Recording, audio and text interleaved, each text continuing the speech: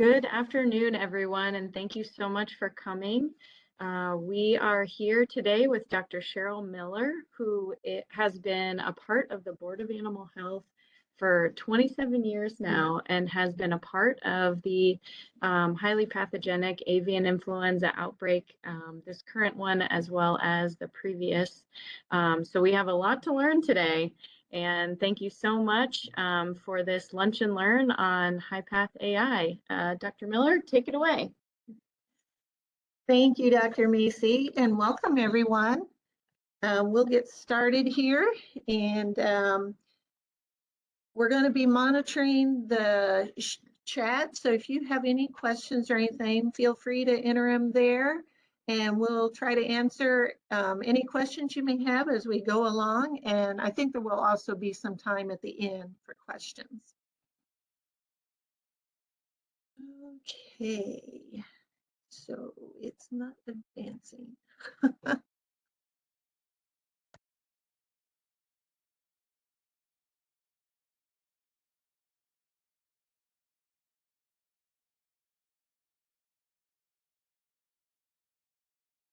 Okay, cool. Here. Okay, so the first thing that I wanted to share with everyone, which is kind of a fun fact to know, is that Indiana ranks 38th as far as our geographic area size. So we're one of the smaller states in the nation. But in terms of agriculture, we're a big state. We're first in ducks, second in egg type hatch, second in layer hens, third in turkeys, and fifth in hogs. And we actually rank very high in a lot of other agricultural commodities also. So this year, obviously, we've had an outbreak of highly pathogenic avian influenza, and this incident has spread throughout the U.S. It involves over half of the states at this point. And unfortunately, Indiana has the distinction of being the first positive case, and that occurred back in February. As of today, there have been 11 positive premises here in Indiana, affecting approximately 189,000 birds. And this is composed of 6 commercial turkey farms, 3 commercial duck farms, 2 backyard farm or flocks, and then it involves 5 different counties. And these counties aren't all in the same area. We've got 2 counties up in northern Indiana, 2 counties in southern Indiana, and 1 county in central Indiana. So just a little review about the influenza virus itself. This virus is coated with structures that are called hemagglutinin and neuraminidase. And there are 18 different hemagglutinins and 11 different neuraminases. And the way that these different structures coat the virus will help determine the infectiveness of this, or the pathogenicity of the virus. Oh yeah. So what commonly happens in our wild waterfowl is that they may be co-infected with 2 or more of these different influenza viruses. And while inside this bird, they will reassort, and that's where we will end up at times with a highly pathogenic form. And most of these, the highly pathogenic forms are usually going to start with an H5 or an H7. So this diagram illustrates the different wild waterfowl migratory flyways. And as you can see, there are 4 of them across the US. But what I want to point out to you and have you realize is that once you get up into Canada, a lot of these flyways cross over, and the birds are commingling with birds from other flyways. And so we really can't rely on birds staying in the correct flyway. And this is how the different states are affected across the nation, because they don't stay in these distinct flyways. So what are the clinical signs of avian influenza? most commonly, we'll just see sudden death. There won't be any clinical signs. You just find dead birds. But you can see a list of some of the other signs that are observed at times. And it's quite a variety of different clinical signs. But what we've been told by our commercial producers who are able to monitor their birds very closely is usually the first clinical sign we'll see is a significant decrease in water consumption. And then soon after that, they start seeing either sick or dead birds. So here's a picture of a poultry facility, a turkey site, and this was taken back in the 2015 HPAI event.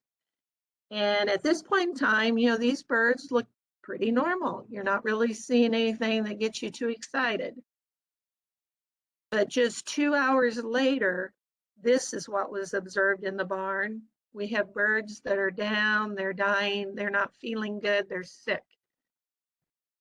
And then a little later the same day, this is what is seen. Most of the birds are dead or close to death.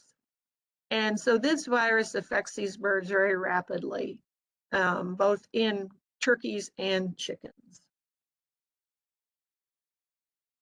So here is a map illustrating the current situation in the US as of today.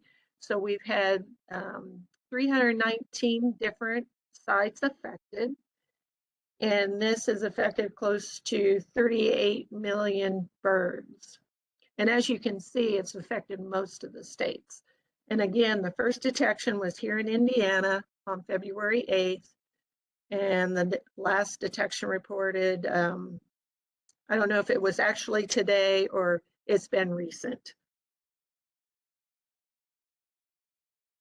And then here is Indiana as of today. We've had 11 positive cases, as I mentioned earlier, affecting approximately 189,000 birds. And again, our first detection was on February 8th. And then this is as of today. So this map illustrates where all the poultry are found in Indiana. And the green dots represent our commercial poultry. Our blue dots represent our backyard poultry. And as you can see in this map, that most of our commercial poultry is in the northeast part of the state and the southwest part of the state. And our backyard poultry is all over the state. And again, we need to keep in mind our rankings nationally. We're #1 in ducks, #2 in chickens, #2 in eggs produced, and #3 in turkeys. And so an incident such as this has a large economic impact on our state.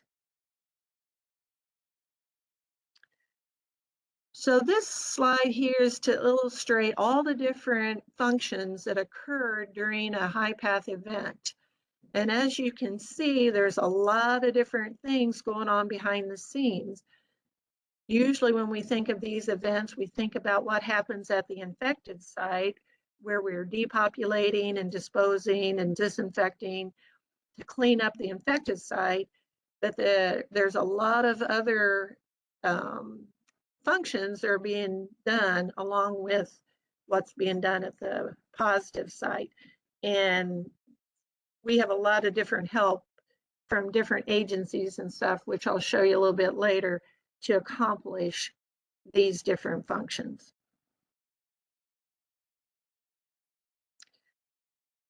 So the objectives in any type of incident is we want to detect whatever the disease is, in this case, HPAI. We want to contain and we want to eradicate. Detection is accomplished through sampling and surveillance. Containment is accomplished through issuing quarantines and permitting movement. And eradication is accomplished through depopulation, disposal, and disinfection. But it's important to remember that our primary goal is business continuity. We want to keep those producers that are negative still moving product, and we want to keep those producers that have had the unfortunate experience of being positive to get them cleaned up and get them back in business.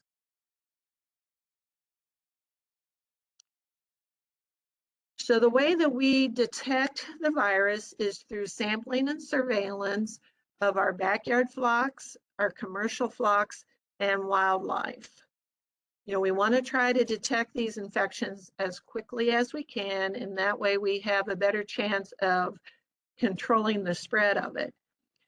The samples that are collected from these different sources are submitted either to our national lab out in Ames, Iowa, or more commonly to one of our NOMS network laboratories, and the Animal Disease Diagnostic Lab at Purdue and down in southern Indiana are part of this network.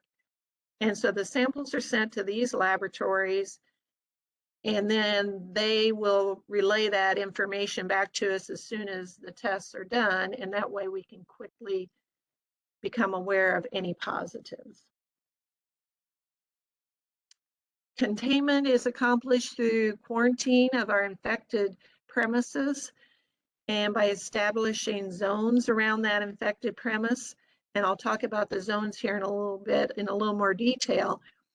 But in the control area right around the infected premise where the risk is greater, there's restricted movement of any poultry and poultry products out of this area. And this is all done through a permitting system. The eradication of the virus is accomplished by depopulation of the affected birds. And something I wanted to point out here is that when we say affected birds, that means like if we have a commercial site and they may have multiple barns on this site, and say for example there's 6 barns on this site, and we go in and do testing and we've detected infected birds in 2 of the barns, but the other 2 barns are negative at this point, but all 6 barns will be depopulated because they're all right there in close proximity, and we can't take the risk of those negative barns staying negative. And so when we have an affected site, all birds on that site are depopulated. Then we want to make sure that we eliminate the virus from the premises, and that's through the proper disposal of the carcasses and any associated organic matter that is used in that facility. After that is done, we want to come in and clean and disinfect. And then once that's done, we come back in and we do what we call environmental sampling of the facility to ensure that there is no active virus still present. So let's look at the response in a different perspective. Here we have a upside down pyramid or triangle, however you want to look at it, and we've divided it into 3 different sections. We have our infected sites, which make up the smallest number of premises in an incident, and then we have negative flocks which were within our control area, which are at a higher risk of infection, and then we have negative flocks that are outside of our control area and what we consider a free area. And so we do different functions in these different areas all at the same time, trying to control these incidences. So we're going to focus right now on our infected sites. This is a handout that has been created by USDA, and this is a good handout to show people or share with clients to kind of understand what happens at a premise when they become infected. So step 1 starts with the detection of the virus, and then it goes through all the different steps up to step 10, which is, well, I guess step 9 is restocking, and then step 10 is maintaining biosecurity to get them back in business.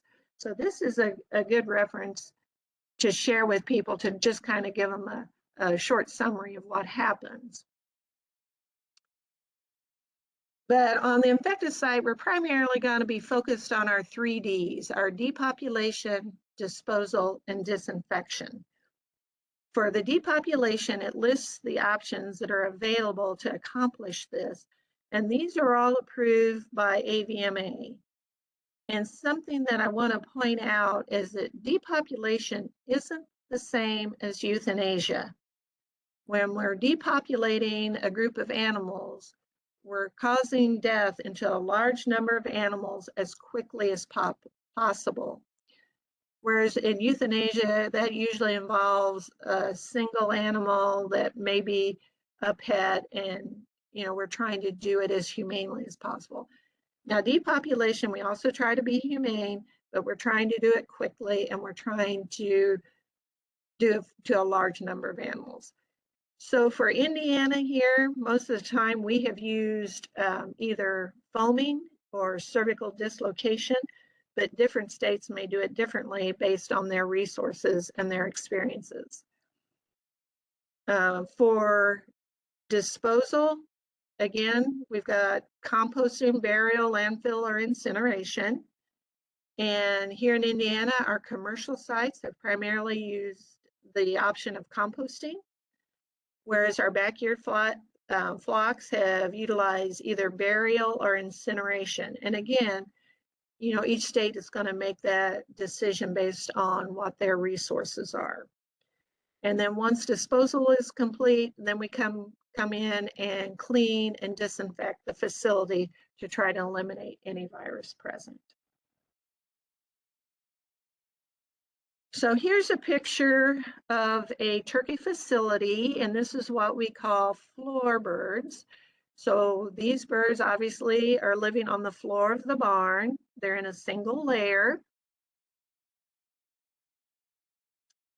And when we use foaming, typically what happens is that the producers will crowd the birds into a smaller area within the barn, and then they infuse the foam over the top of them, and it's infused fairly rapidly to a level that's above their heads, and this causes the birds to die. And this happens pretty quickly, and the birds really don't struggle with it.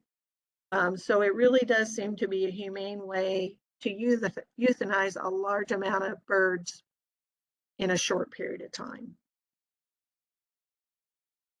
Now in this situation, obviously we've got a different setup. This is a layer facility, and as you can see, these birds are all in cages and they're stacked. They're not all on one level, and so foaming is not going to be effective in this situation. And so they've got to come up with a different option for a facility such as this. And many times what they will do is they will pull these birds from cages and put into another container that is filled with CO2, and that's how the depopulation occurs in this type of site. So as I said, here in Indiana, for our commercial sites, we primarily use composting. And that is accomplished by putting the carcasses and the organic matter, the litter, into a windrow along with a carbon source, which we typically use wood shavings. And this process is overseen by a subject matter expert, and that may be either an employee of USDA or it may be a contract employee of USDA. But they oversee to make sure that these windrows are constructed properly. And then there's daily monitoring of the temperature, and they need to reach a certain temperature for a certain amount of time. It's 131 degrees for 72 consecutive hours. And the windrow will be held in place like this for 14 days while it's being monitored for the time and temperature. And then after 14 days, they come in and they do what they call a turn, where they mix all this matter and kind of turn it over so that you make sure there's no pockets in there that aren't reaching the proper temperature. And then they do another 14 days of monitoring the temperature and the time to assure again that we reach 131 degrees for 72 consecutive hours. And if all that occurs as expected, then that compost pile is considered to be inactive of virus and can be moved by permit into a pile outside of the barn. Now, there are some sites that will start the compost procedure out of the barn. Typically here in Indiana, we've done them inside of the barn. But anyway, the compost can be moved outside of the barn and left to sit there until that site is taken off of quarantine. And once it's off of quarantine, typically they'll spread this compost out on fields.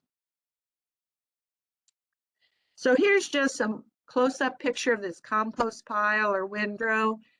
And as you can see, they use the wood shavings to cover it or cap it off. And you really don't see any of the carcasses. They're buried inside, and that's what causes the creation of the higher temperatures. So another issue that becomes very critical to managing these incidents is the control of all the data that's being generated. Here in Indiana, we require most livestock producers to register their premise and obtain a premise ID. However, this isn't mandatory for poultry producers, although it is recommended, and I think that most of our commercial sites are registered with BOA, and as you can tell from that map we saw previously, a lot of our backyard sites are also registered with us. And then here at BOA, our data system is the USA Herds program, and this same program is used by several other states. I think maybe it's 18, but don't hold me to that there.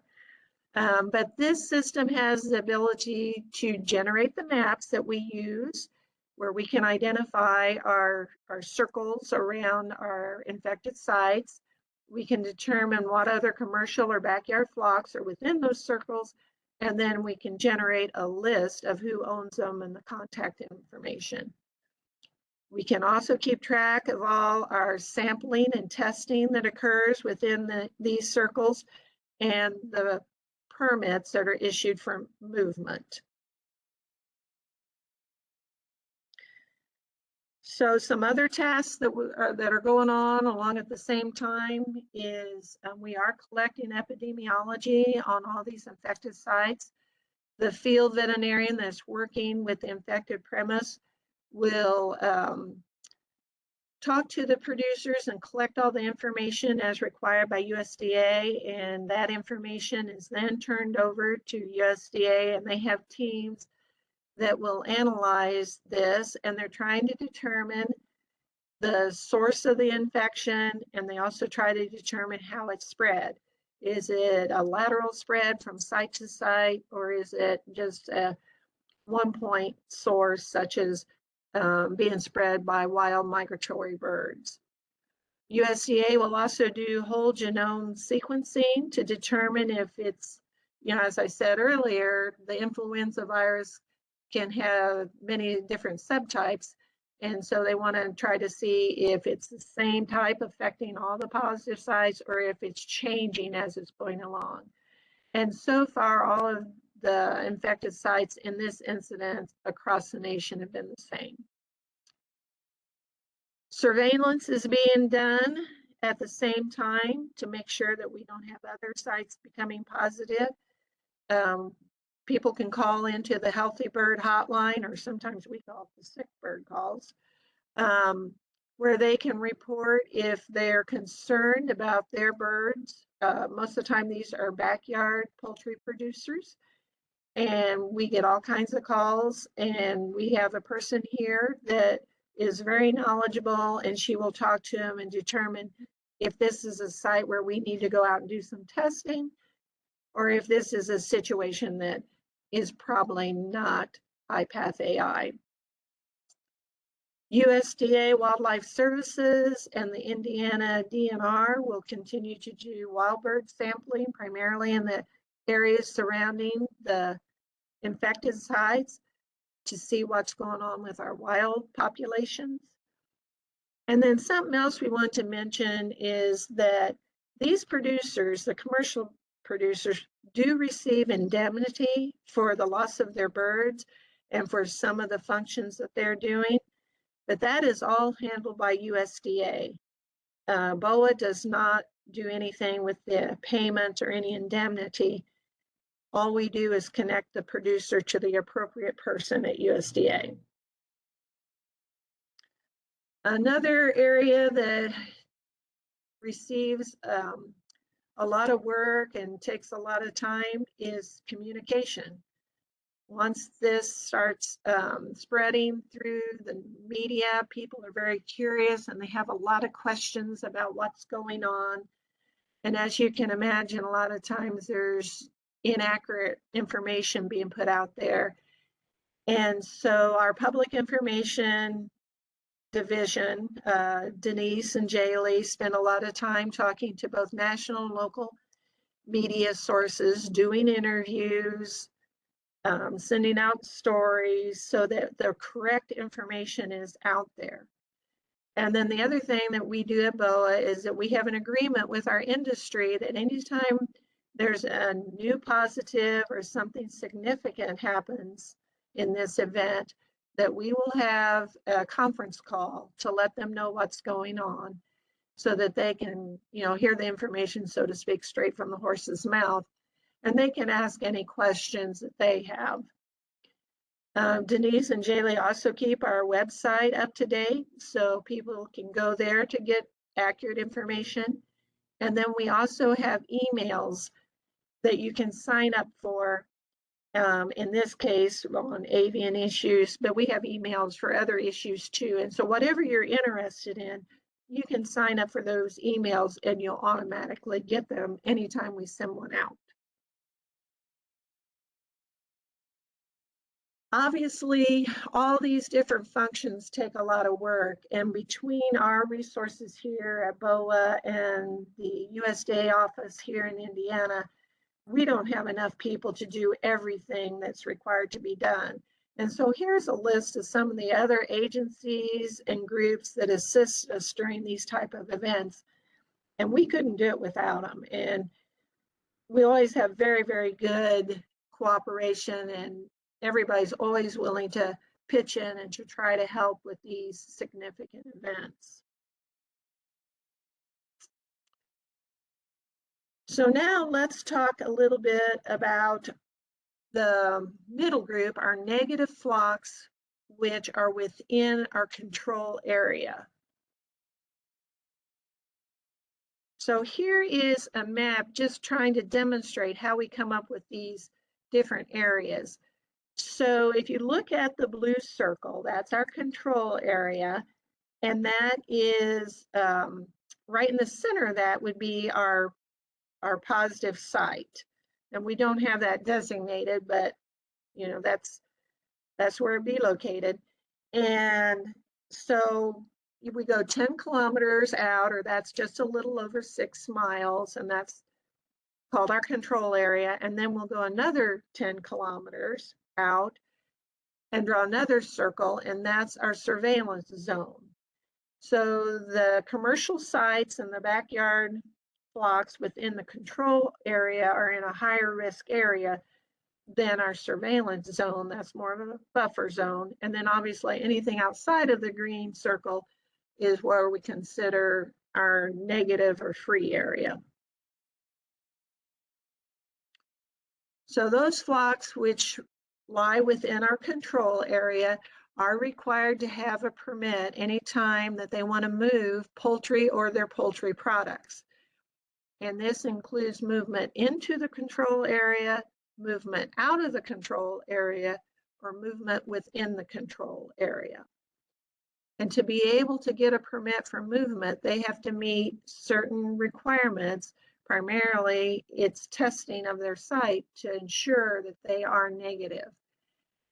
And these requirements that we have to make sure that they have completed before we issue a permit are based on the scientific principles and risk assessments that have been determined by the secure poultry supply plans. So it's not just what we make up to say that they have to do. This is what's being done across the state in all areas, or across the nation in all areas. So for surveillance sampling, these are pooled samples. I think they can sample up to 10 animals in one test tube. For your turkeys and chickens, it's a pharyngeal swab. And in your ducks, it's a cloacal swab. In the control area, which is that circle closer to our positive site, they have to test at least weekly, and they usually end up testing more depending on what kind of commercial site they are, because any movement occurs, they have to have a negative test before that movement. In the surveillance zone, the frequency is a little different. It will vary somewhat depending on what's going on. The commercial sites will all have an initial test to ensure that they're negative. And then our backyard flocks, we test a certain percentage of them to make sure that we're not finding anything there. Barcodes become very, very important to try to keep everything straight and accurate, because we've got a lot of test tubes going into the labs by many different sites, so we don't want any confusion or any mistakes in identifying these tests. So when these samples are collected at the farm, and something else I want to point out is that these samples are collected by the producer themselves. They are all trained on how to collect the appropriate samples, and it's a much more biosecure idea to have the people that are there at the farm doing the sampling versus to have other people tracking in to collect samples. So once the producer collects the sample, they apply a barcode. And then we've been lucky here in Indiana. The Indiana State Police have partnered with us and are willing to deliver these samples to our diagnostic lab up at Purdue. And we'll set up a location near to where the commercial sites are. And once these are collected, we'll let the commercial people know what time they have to have them to this designated site. And then the samples are either driven by car or flown by plane or helicopter to the diagnostic lab. Okay, so now we've got our negative flocks are outside of our control areas. And hopefully it's business as usual for them. But what we can't control and what occasionally happens is if another state or another country decides that since we have high PathAI in our state, they could limit the movement into their state or their country just based on the fact that it's here in our state. But USDA works real hard to try to prevent those type of situations. So obviously in these areas, we're just trying to prevent the spread of the disease. Early detection is critical so that if it does spread, the sooner we find it through our surveillance activities, the better chance we have of getting it controlled and eliminated. Traceability of the animals, most of our commercial producers are very good at keeping track of movement of animals from site to site. And they know where they've moved, when they've moved. They've got good records on that. Biosecurity is critical. And our commercial sites, biosecurity is almost second nature. They're very good with biosecurity, but sometimes our backyard producers are not as aware of biosecurity. And so this is an area that as a practicing veterinarian that we can always help them and remind them that biosecurity is very important to the protection of their animals. And then we always want to be aware of continued advancements, whether it's in diagnostics, vaccines, genetics, management. I mean, ideally, it'd be great if we could develop a genetically resistant bird to avian influenza. I have a feeling that the virus would just outsmart us and learn to adapt and infect the birds anyway. So looking ahead, what can you do to help with either prevent or react to this type of situation? Well, the first thing to do is get to know your BOA district veterinarian. There are 9 of us currently, and you can see here on the map which counties we cover. I cover the central part of the state, and all of us are very willing to help you in any way that we can. Please feel free to reach out, contact us, with any questions or concerns, and we'll do everything we can to try to help you. There's also available to your chicken producers a test 12 or T12 test that is offered by the Indiana State Poultry Association. It's free, and it involves submitting a dozen eggs up to the diagnostic lab, and they'll run tests for some of the common avian diseases, and avian influenza is one of them.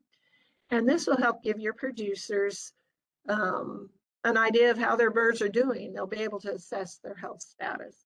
And the form for doing this is at this website. Here are some other references for you. We've got some different phone numbers, obviously the Healthy Bird Hotline. We also have the number here to BOA, which we're always glad to answer any questions. The third number is Dr. Lossie, who is the avian pathologist at the diagnostic lab, and he's always willing to talk to people. It's also important to educate your producers, your backyard poultry producers, about the importance of biosecurity, and then send reminders on good practices to use for biosecurity. Here's some other ways which you can connect with BOA, which you are free to use yourself or to share with your producers. And I think that's it. Do we have any questions?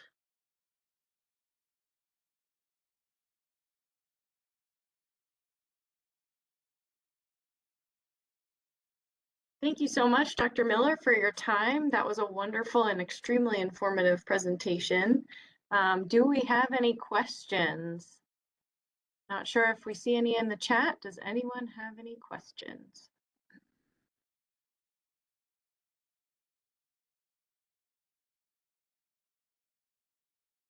Well, we don't see any questions in the chat. Thank you very much. I guess you hit everything that we needed to know. So thank you very much for your time today. Please feel free if